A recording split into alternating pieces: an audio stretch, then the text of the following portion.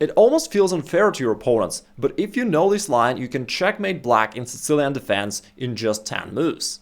I've been playing this variation myself for years, and it worked really well all the way up to the level of Masters and GMs. Then I had to switch to more classical lines, but prior to that, it worked wonders. Now, the Sicilian Defense starts off with you play pawn e4 and your opponent responds with pawn to c5. And the more you advance in chess, the more often you're going to face the Sicilian Defense. And what I recommend here is that you go for the Alapin Variation pawn to c3. It is very easy to learn, unlike the main lines where there's just a ton of theory, plus it's really tricky, which you're going to see in a moment.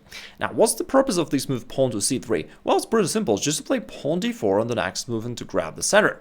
The advantage of using this line is that amateurs usually play standard moves which are just wrong against the Alapin, and so they go down really badly. The most common move of black here is knight to c6, which feels natural, but it's already wrong. You'll see why in a moment. If they play any other moves, like indifferent moves such as pawn d6 or whatever, you just play pawn to d4, you grab the center, you achieved your goal, and you already have a nice position with some positional advantage. Now let's go back to the main line where they opt for knight to c6. Now play pawn to d4, grabbing the center. They usually trade on d4, you recapture, and that's the purpose of having this pawn on c3, so that you can recapture and maintain your beautiful pawn center. Now, first of all, you have the space advantage, you have ease of development, you can easily bring all your pieces out here the way you want, thanks to this beautiful center, but there is also an immediate threat. You're threatening to push d5 and chase away this knight, possibly forcing black to undevelop it, moving it back to b8, which black does not want. So what can they do? In most cases, they're going to play pawn to d5, trying to mechanically block your pawn from moving forward. Then what I recommend is a tricky move. Instead of taking on d5, which everyone does, you're going to play knight c3, maintaining the pressure. You keep up adding more and more pressure to this pawn, and your opponent thinks, okay, let's trade. He takes on e4, expecting you to recapture, but instead, you keep pushing forward, keep attacking, and you go pawn to d5, nevertheless attacking this knight on c6. Strangely enough, there are lots of opportunities for black to lose this position within a couple of moves. One of them is trying to move forward, going knight to b4. In this case, you can jump out with your queen a4 with a double attack to the king and knight, therefore winning the knight on the next move, and that's how you achieve a winning position very quickly. Let's take it back. Of course, black could theoretically undevelop their knight, just putting all their pieces back, kind of like they're preparing to resign and already are ready to start the new game. But of course, it's not what they really would wish to have ideally. So most of your opponents will go knight e5, which seems meaningful, putting the knight in the center of the board. Now, here you could take your pawn back, but it's even stronger to do that with a tempo while attacking your opponent at every turn. You can achieve that by going queen a4, check to the king. Now they get a cover, so they play bishop d7. Now your queen captures this pawn on e4, not only regaining the material balance, but also attacking this knight on e5 and forcing black to keep horsing around with it. So they go back knight to g6. And here, of course, you could just develop, and your position is actually great. Thanks to this pawn, black is having a hard time developing their position normally. But there is a tricky move which I like, especially in Blitz. It works really well, but even in all the board games. It's the move knight to b5. At first, it may be hard to understand what is like the purpose of this move. And let's see what most of your opponents will be playing here. Let me enjoy this moment for a second, and I'll show you that you're indeed highly likely to achieve the very same position in your practical games. So here's a database of games, and here in the corner you can see the stats. You see the top move by black by far is knight to c6, which is wrong. Nice for you. You play d4, pretty much everyone, 83%. Captures on d4, you recapture. Again, majority goes d5, some play e6, we'll talk about that in a moment. Let's focus on d5. Now play knight c3, again, everyone captures. Here we go, pawn d5, we're still following along the main line, queen a4, bishop d7, queen a4, knight to g6, that's the position we're talking about. Now you go knight to b5, and as you can see, the top move of black is knight to f6. And after they played, all of a sudden you checkmate them by going knight to d6. Very sneaky checkmate achieved in just 10 moves. Now the point is this pawn is pinned down to the king and therefore it can't move, and so you achieve this really beautiful smothered checkmate. Now the second most common move by black, as you can see right here, instead of knight to f6, is the move queen to a5, trying to counterattack you, but that fails badly just as well. After your opponent has played queen to a5, he hopes that he's putting pressure, attacking your king, and he hopes for your knight to go back, and then black feels safe.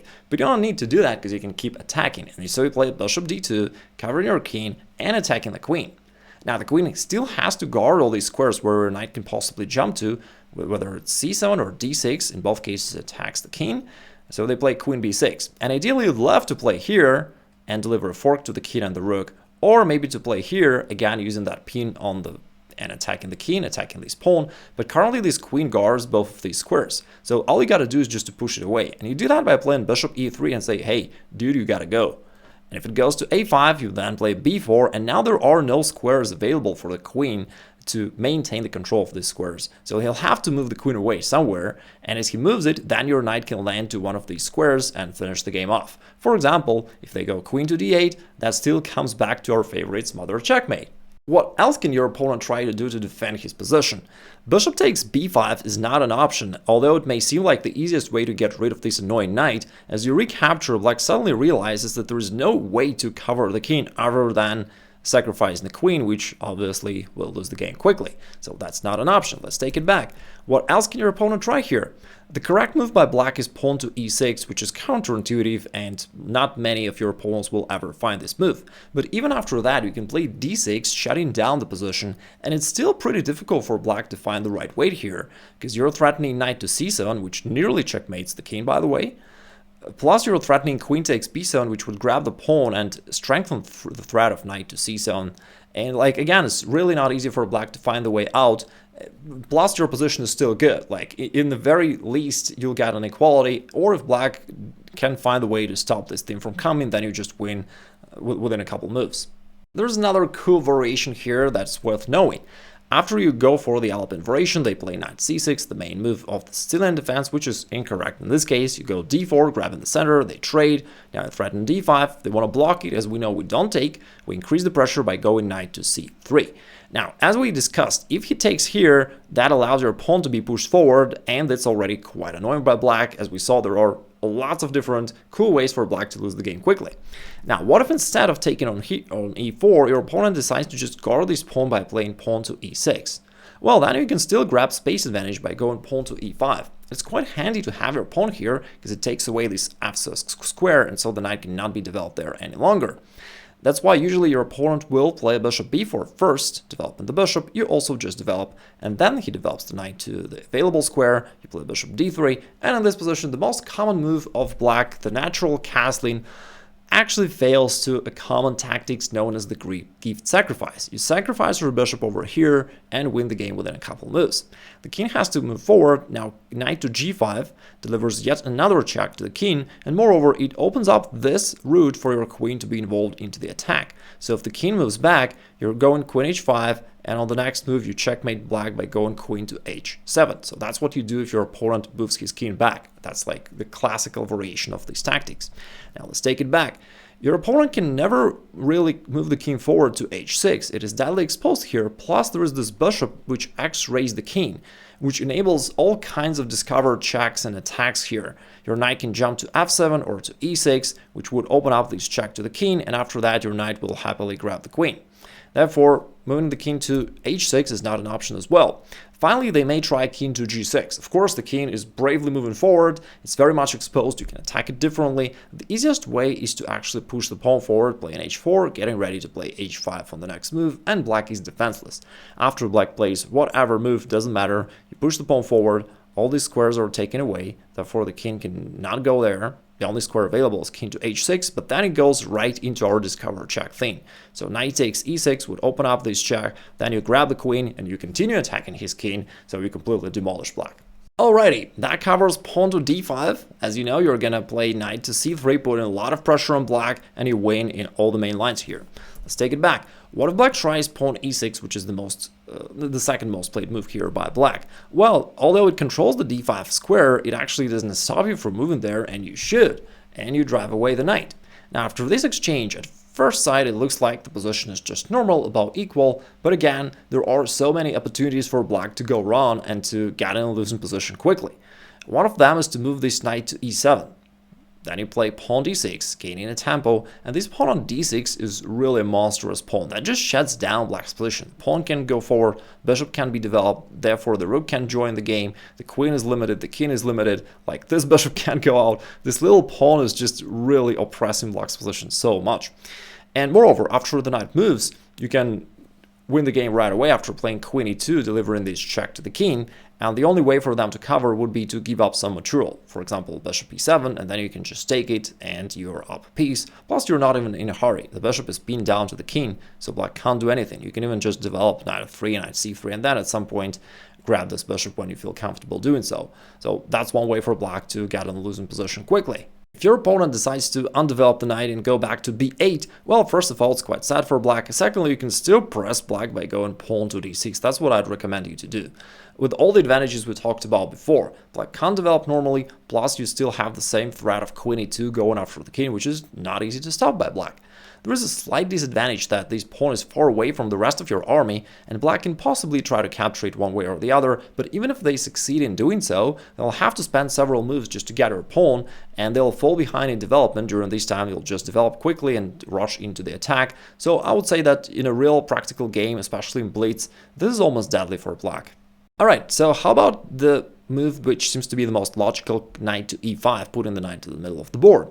Well, since we aim to be the most evil guy in the room, we're gonna play queen e2, pinning the knight down to the king and attacking it.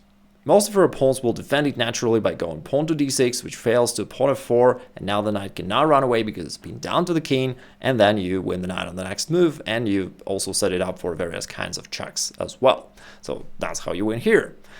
Finally, what's the correct way for black? Well, let's take this move back. Instead of pawn to d6, which is the most played move by black, and that's how most of your opponents will actually lose their games against you, they gotta play queen e7, neutralizing the pin so that they interpose their own queen in front of, the king, so that the knight is no longer pinned. Well, in this case, you just continue developing. What I recommend is you just play bishop e3. Now the e-file is no longer useful for you, so you can block it. And then after they develop one way or the other, you just develop naturally. You can always castle queenside if you want to. It's completely fine for white. Or if they just do what they usually do, something like this. I mean, you even have this unpleasant discover check. I'm just showing you the variations just for reference. You don't have to really memorize them here. It's easy for white to develop, and so you play casual moves, just developing and castling. And as you do so, very often your opponent will find himself in trouble, because as soon as you put the rook to the open e-file, you see that all their heavy pieces will be in big danger. And again, it's really easy for black to go around it here and to lose the game quickly. In fact, this position is probably already lost for black. And here's a little challenge for you. I mentioned that in this position, I recommend that you play bishop e3. But why not putting this bishop to a more active square, bishop f4, and attacking this knight? Currently, it is black to play, so let me flip the board. Now it's black to move, and if you can find the right move for black here, please write it down in the comments below. At this point, you may be thinking, well, Igor, it's all good, but I will forget all these variations in 2 minutes. Well, you're right, we're not computers and we're not supposed to memorize opening variations. I never recommend that. Instead, it's much better to understand the right way of thinking so that you can actually find those moves on your own, even if you forget them or don't know them at all. That's why if you're interested in that, I've got a free masterclass, which you can access by clicking on the button right there, where I break it down. What's the right system of thinking, I call that way, that allows you to find proper moves in any chess position. So if you're curious, click the link over there. Keep crushing it, and I'll talk to you soon.